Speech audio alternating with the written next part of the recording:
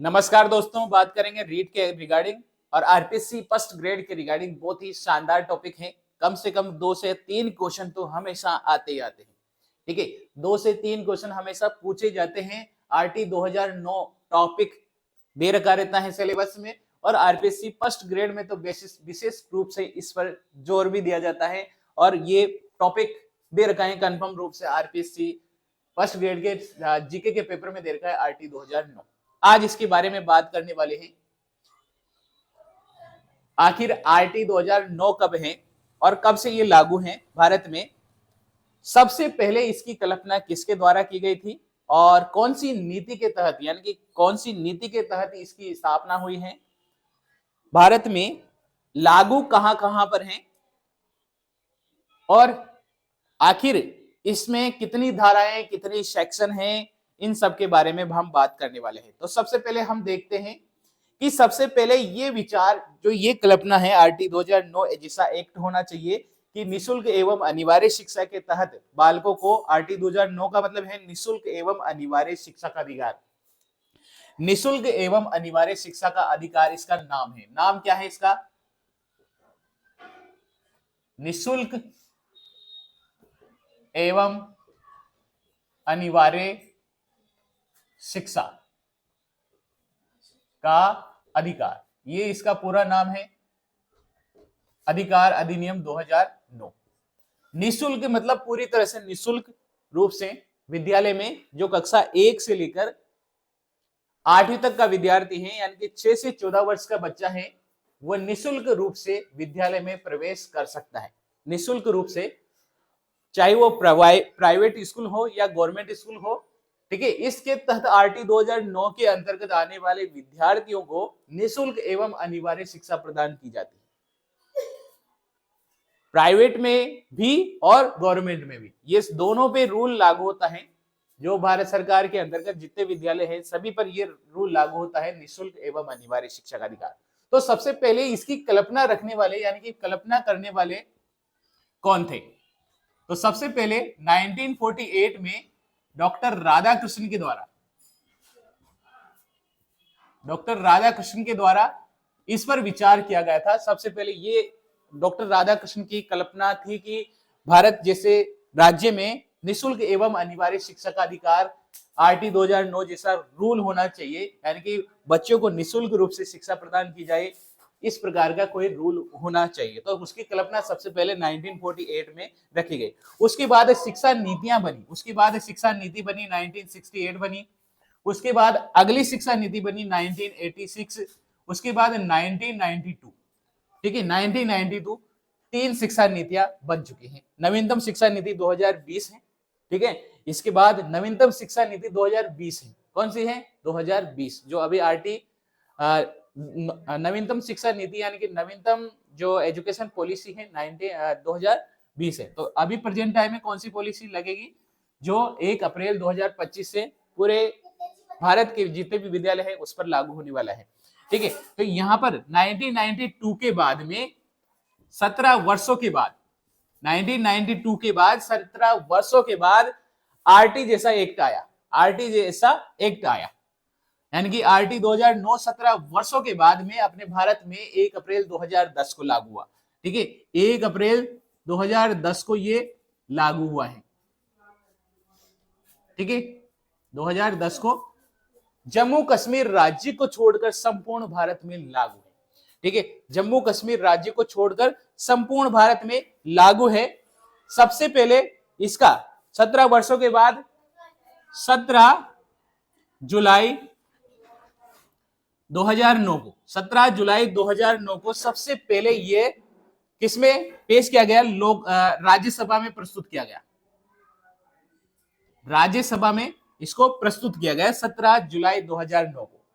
उसके बाद 26 अगस्त को अंतिम रूप से उस समय राष्ट्रपति हमारे डॉक्टर प्रतिभा देवी सिंह पाटिल थी, उनके द्वारा अंतिम रूप से हस्ताक्षर करके इसे अंतिम रूप से 1 अप्रैल 2010 को इसे लागू कर दिया। पूरे भारत में ये लागू हो गया है। वर्तमान में ये भारत के सभी राज्यों में लागू है, चाहे वो जम्मू कश्मीर क्यों ना हो। धारा 370 हटने के बाद ये संपूर्ण भारत में लागू है। ठीक है, पहले जब 1 अप्रैल 2010 को इसे लागू किया गया था, वो जम्मू कश्मीर राज्य को छोड़कर संपूर्ण भारत में लागू था। ठीक है, लेकिन वर्तमान में जो जम्मू कश्मीर राज्य में जो आरटी दो एक्ट लग रहा था 300 धारा 370 वो समाप्त हो गया है, तो वहां पर भी अब ये लागू है।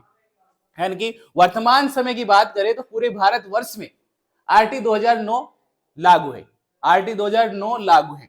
अब बात करें कि इसमें कितनी धाराएं कितने सेक्शन हैं। ठीक है, तो इसमें टोटल मिलाकर 7 अध्याय हैं।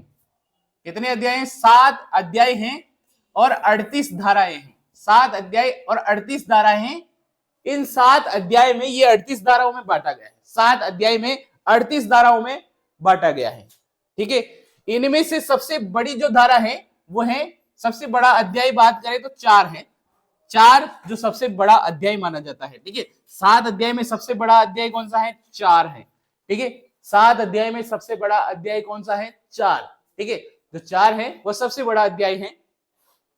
आरटी लागू, आरटी एक्ट को लागू करने वाला भारत कौन से नंबर का राज्य है?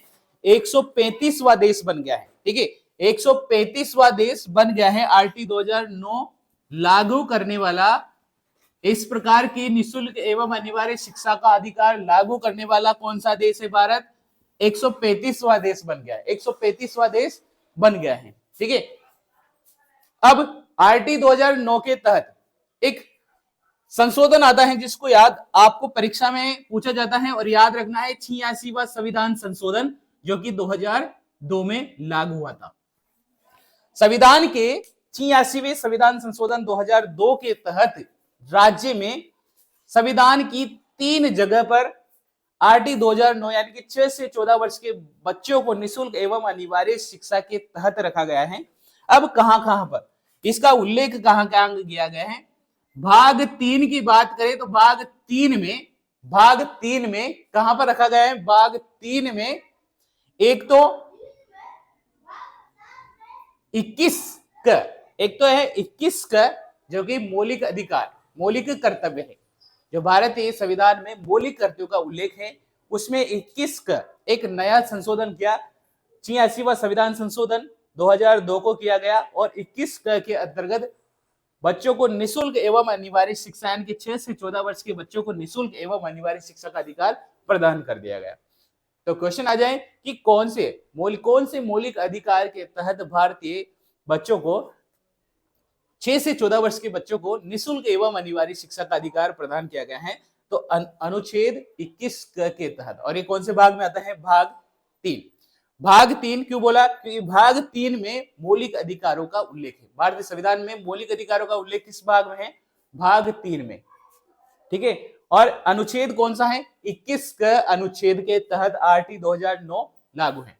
ठीक है, एक आता है, एक कहां पर आता है? 45वें अनुच्छेद। ठीक है, इस 45वें अनुच्छेद जो कि मौलिक अधिकार के तहत नहीं है, ये नीति निर्देशक तत्व है। ठीक है, नीति निर्देशक तत्व के अनुच्छेद 45 के तहत 6 से 14 वर्ष के बच्चों को सरकार का यह कर्तव्य है कि वह 6 से 14 वर्ष के बच्चों को निःशुल्क अनिवार्य शिक्षा प्रदान करे। तो ये आदेश है, एक तरह से सरकार को यह आदेश है कि 6 से 14 वर्ष के बच्चों को निःशुल्क एवं अनिवार्य शिक्षा प्रदान करे। इस एक्ट का ये आदेश है कि 6 से 14 वर्ष के बच्चों को निःशुल्क एवं अनिवार्य शिक्षा का अधिकार, निःशुल्क एवं अनिवार्य शिक्षा प्रदान की जाए, ये सरकार का कर्तव्य है। ठीक है, ये सरकार का क्या है? एक आदेश, सरकार को एक आदेश है। ठीक है, एक कर्तव्य की बात करें जो भाग 4 में जो कि मूल अधिकारों का, मूल कर्तव्यों का उल्लेख है भाग 4 में, और आता है 51 का, यानी कि 11वां कर्तव्य। कर्तव्य कितने हैं संविधान में? कितने कर्तव्यों का उल्लेख है? तो 11 मूल कर्तव्य हैं, जिसमें 11वां मूल कर्तव्य कितना है? 6 से 14 वर्ष के बच्चों को निःशुल्क एवं अनिवार्य शिक्षा प्रदान करने के लिए अभिभावकों का यह कर्तव्य है कि उसे विद्यालय भेजें, उन्हें विद्यालय में निःशुल्क एवं अनिवार्य शिक्षा प्रदान कराएं। ठीक है, तो ये अभिभावकों का कर्तव्य। यहाँ पर बच्चे का पूरा अधिकार है कि वह निःशुल्क एवं अनिवार्य शिक्षा का लाभ उठाए। यहाँ पर 45 में क्या लिखा है? सरकार को कर्तव्य, सरकार का दायित्व है ये, और सरकार का एक तरह से कर्तव्य माने दायित्व है ये कि सरकार बच्चे को जो 6 से 14 वर्ष के बच्चे हैं उन्हें निःशुल्क एवं अनिवार्य शिक्षा प्रदान करें। 51 क में क्या लिखा है, साफ साफ लिखा है अभिभावकों का कर्तव्य है कि वो अपने बच्चों को जो 6 से 14 वर्ष के बच्चे हैं उन्हें किसी भी प्रकार के कारखानों में जाने के काम करवाने का कोई भी ये नहीं है, केवल शिक्षा का अधिकार है और शिक्षा प्रदान करनी चाहिए बच्चों को, है ना, शिक्षा प्रदान करें। अभिभावकों का ये कर्तव्य है कि वो अपने बच्चों को जो 6 से 14 वर्ष के बच्चे हैं उन्हें विद्यालय भेजें। ठीक है, तो ये अपने संविधान के 86वें संविधान संशोधन में लिखा है। नाम क्या है, निःशुल्क एवं अनिवार्य शिक्षा का अधिकार। ठीक है, धाराएं कितनी हैं इसमें, 38 धाराएं हैं, अध्याय कितने हैं, 7 हैं। ये सब करने वाला भारत कौन से नंबर का राज्य है, 135वां राज्य है। 7 अध्याय में सबसे बड़ा अध्याय कौन सा है, 4 है। सबसे बड़ा अध्याय कौन सा है, कौन से संविधान संशोधन के द्वारा संविधान में मौलिक निःशुल्क एवं अनिवार्य शिक्षा का अधिकार जोड़ा, 86वां संविधान संशोधन, जो भाग 3 में 21 क में मौलिक कर्तव्य है ये, नीति निर्देशक तत्व 45 में जोड़ा अनुच्छेद, और भाग 4 में 51 क में जो कि मूल कर्तव्य है भारतीय। ठीक है, सबसे पहले जो भारतीय शिक्षा नीति थी वो कौन सी थी, 1968, उसके बाद 1986 बनी, उसके बाद 1992 बनी, और उसके बाद 17 वर्षों के बाद आरटी 2009 को 1 अप्रैल 2010 को लागू कर दिया गया। तो ये बात थी यहाँ पर, तो इतनी बात तो हम आपको समझ में आ गई होगी। ठीक है, इतनी बात आपको समझ में आ गई होगी। अब बात करते हैं, इनको स्टेप बाय स्टेप इनका अध्ययन करते हैं कि आखिर पहली धारा में क्या लिखा है, दूसरी धारा में क्या लिखा है, तीसरी धारा में क्या लिखा है। सबसे पहले अध्याय की बात करें, 7 अध्याय हैं टोटल मिला के। कितने अध्याय हैं, 7 अध्याय हैं, और जिसमें पहला अध्याय है, अपना पहला अध्याय है अध्याय पहला। इस अध्याय पहले में क्या लिखा है, इसका प्रारंभिक, यानी कि प्रारंभिक क्या है, प्रारंभिक में यही लिखा है, धारा 1 और 2 आती है। 7 अध्याय के पहले अध्याय में लिखा है, जिसमें 7 अध्याय हैं, जिसमें पहले अध्याय में लिखा है धारा 1 और धारा 2 का उल्लेख है। धारा 1 में क्या लिखा है कि इसका नाम क्या है, निःशुल्क एवं अनिवार्य शिक्षा का अधिकार। दूसरा, इसे कब लागू किया गया, मतलब 1 अप्रैल 2010 को लागू किया गया। इतनी सी बात किस अध्याय में है, अध्याय नंबर 1 में है। इतनी सी बात किस अध्याय में है, अध्याय नंबर 1 में है। ठीक है, और तीसरी धारा की बात करें, दूसरे अध्याय की बात करें कि पहले अध्याय में 2 बातें हो गई कि नाम क्या है और किसे कब लागू किया गया है। अध्याय नंबर 2 की बात करें कि 2 अध्याय में आखिर लिखा क्या है, अध्याय नंबर 2 में क्या लिखा है। इसमें टोटल मिलाकर अपने पास में 3 धाराएं आएगी, धारा नंबर 3, धारा नंबर 3, धारा नंबर 4 और धारा नंबर 5। अध्याय 2 में कितनी धाराएं हैं, अध्याय 2 में है 3 धाराएं, धारा नंबर 3, धारा नंबर 4 और धारा नंबर 5। ठीक है, 3 में क्या लिखा है कि यही लिखा है 3 में कि बालक को निःशुल्क एवं अनिवार्य शिक्षा का अधिकार प्रदान किया जाए। तो अध्याय 2 का क्या नाम है, बालकों के अधिकार, बालकों के क्या है, अधिकार है। ठीक है, तो तीसरे अध्याय में लिखा है कि 6 से 14 वर्ष के बच्चों को निःशुल्क एवं अनिवार्य शिक्षा का अधिकार है। ठीक है, और इसके तहत 86वां संविधान संशोधन हुआ, ये धारा 3 के अंतर्गत आता है। धारा 4 की बात करें तो धारा 4 में क्या है, ठीक है, धारा 4 में लिखा है कि प्रत्येक बालक को उसकी आयु के अनुसार निःशुल्क एवं अनिवार्य शिक्षा प्रदान करनी चाहिए। ठीक है, निःशुल्क एवं अनिवार्य शिक्षा प्रदान करनी चाहिए। और धारा 5 में लिखा है जब भी बालक को टीसी की जरूरत है, जैसे मान लीजिए कहीं पर जा रहा है, दूसरी जगह रहने जा रहा है, अब यहां से उसके पिताजी का ट्रांसफर हो गया है, किसी कारणवश से वो जब भी टीसी मांगना चाहे विद्यालय में तो उसे मना नहीं किया जाएगा। ठीक है, बच्चे को जब भी टीसी की जरूरत है विद्यालय को तुरंत काट के देनी पड़ेगी।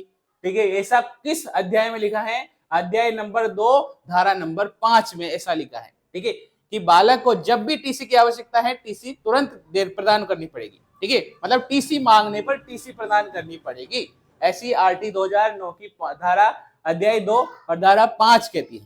ठीक है, उसके बाद अध्याय नंबर 3 आता है, अध्याय नंबर 3 आता है, और इस अध्याय में लिखा है, कुछ धाराएं लिखी हैं, जैसे कि धारा 6 है।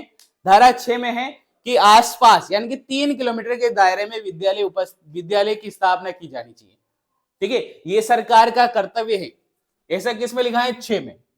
6 में लिखा है कि अगर 3 किलोमीटर, 1 किलोमीटर के दायरे में प्राथमिक विद्यालय होना चाहिए और 3 किलोमीटर के दायरे में उच्च प्राथमिक विद्यालय की स्थापना होनी चाहिए। ठीक है, तो सरकार का यह कर्तव्य है कि वह अगर 1 किलोमीटर के दायरे में कोई भी प्राथमिक विद्यालय नहीं है तो वहां पर प्राथमिक विद्यालय की स्थापना करे। ठीक है, और धारा 6 में ही लिखा है कि अगर 3 किलोमीटर के दायरे में कोई उच्च प्राथमिक विद्यालय नहीं है, यानी कि 1 से 8वीं तक का विद्यालय नहीं है, वहां पर 1 से 8वीं तक का विद्यालय की स्थापना की जाए। ठीक है, ये क्या है? ये सरकार का कर्तव्य है। ठीक है, ये सरकार का कर्तव्य है। अध्याय नंबर 7 में लिखा है वित्तीय प्रबंधन। वित्तीय प्रबंधन मतलब कितने प्रबंधन, यानी कि केंद्र और राज्य का अनुपात कितना होना चाहिए। केंद्र और राज्य का जो वित्तीय प्रबंधन के अंतर्गत वित्तीय रेशो आता है, इसमें सरकार कितना योगदान करेगी। ठीक है, तो सरकार, केंद्र सरकार और राज्य सरकार का योगदान होगा 60:40, यानी कि केंद्र सरकार जितना भी खर्चा होगा शिक्षा पर, उसमें से 60% केंद्र सरकार करेगी, 40% राज्य सरकार करेगी। ये पिछले रीट के पेपर में क्वेश्चन पूछा गया था कि केंद्र और राज्य का अनुपात कितना होगा, यानी कि 60 और 40। ठीक है, अगर पूर्वोत्तर राज्यों की बात करें, पूर्वोत्तर राज्यों में अभी तक वर्तमान में 7 राज्य आते हैं। ठीक है, यानी कि भारत के 7 राज्य, जिसको 7 बहने कहते हैं अपन, पूर्वोत्तर राज्य, उनमें रेशो होगा केंद्र और राज्य का 90:10। 90:10। ये अध्याय किस में रखा है? 7 में लिखा है। अध्याय 3 है और धारा कौन सी है? 7 है। अध्याय 3 और धारा 7, यानी कि पहली अध्याय जो 7 अध्याय टोटल मिलाकर आरटी 2009 में कितने अध्याय हैं? 7 अध्याय हैं, 38 धाराएं। ठीक है, लागू कब हुआ है? 1 अप्रैल 2010 से लागू हुआ है। राज्यसभा में कब पेश किया गया था? 17 जुलाई 2009 को पेश किया गया था। अंतिम रूप से हस्ताक्षर कर दिए प्रतिभा देवी सिंह पाटिल ने 26 अगस्त 2000 को। ठीक है, 86वां संविधान संशोधन 2002 किया कहता है कि मौलिक अधिकार, अब अपने संविधान के मौलिक अधिकार हैं, उसमें 21 क में लिखा है 6 से 14 वर्ष के बच्चों को निःशुल्क एवं अनिवार्य शिक्षा प्रदान की जाए। अध्याय 3 में लिखा है और अनुच्छेद आता है 45, इसमें सरकार का कर्तव्य है कि वह अपने जो विद्यालय हैं, यानी कि निःशुल्क अनिवार्य शिक्षा प्रदान करे बच्चों को, 6 से 14 वर्ष के सभी बच्चों को, यानी कि जो राज्य के सभी बच्चे हैं उन्हें निःशुल्क एवं अनिवार्य शिक्षा प्रदान करें। ये दायित्व किसका है? सरकार का। ठीक है, अध्याय भाग नंबर 4 में लिखा है, जो कि मूल कर्तव्य लिखे हैं अपने। मूल कर्तव्य कितने हैं भारतीय संविधान में? 11 मूल कर्तव्य है, जिसमें 11वां मूल कर्तव्य 86वें संविधान संशोधन 2002 के अंतर्गत जोड़ा, और यहाँ पर 51 के अंतर्गत लिखा है कि सभी अभिभावकों का कर्तव्य है कि वह अपने 6 से 14 वर्ष के बच्चों को निःशुल्क एवं अनिवार्य शिक्षा का लाभ लें और उन्हें विद्यालय भेजें। ठीक है, ऐसा किसमें लिखा है? 51 क में लिखा है। ठीक है, अपन ने फिर बात करी कि अध्याय नंबर 7 अध्याय है, जिसमें पहला अध्याय क्या कहता है? प्रारंभिक, यानी कि पहला उसका नाम क्या है? निःशुल्क एवं अनिवार्य शिक्षा अधिकार अधिनियम 2009, ये नाम हो गया है। लागू कहाँ है? लागू है संपूर्ण राज्य में लागू है। जम्मू कश्मीर, जब 1 अप्रैल 2010 को लागू हुआ था तो जम्मू कश्मीर राज्य को छोड़कर संपूर्ण भारत में लागू था, लेकिन धारा 370 हटने के बाद ये पूरे संपूर्ण भारत में लागू हो गया है, ऐसा अध्याय नंबर 1 के धारा नंबर 2 कहता है। ठीक है, अध्याय नंबर 2 में 3 धाराएं हैं, 3, 4, 5, और अध्याय नंबर 3 में है 6, 7, 8, 9। ठीक है, ये धाराएं हैं। अभी बात करेंगे, इसके बाद का नेक्स्ट वीडियो आपको पूरा देखने को मिलेगा। वीडियो ये ज्यादा लंबा हो जाएगा, इसलिए यहीं तक अपन इसको विराम लेते हैं। और वीडियो अच्छा लगा हो तो दोस्तों आगे का पार्ट आपको पूरा देखना है तो वीडियो को चैनल को सब्सक्राइब कर लीजिए, बेल आइकन प्रेस कर लीजिए, ताकि आने वाले वीडियो की नोटिफिकेशन आपको मिल जाए। थैंक यू, धन्यवाद, जय हिंद, जय भारत।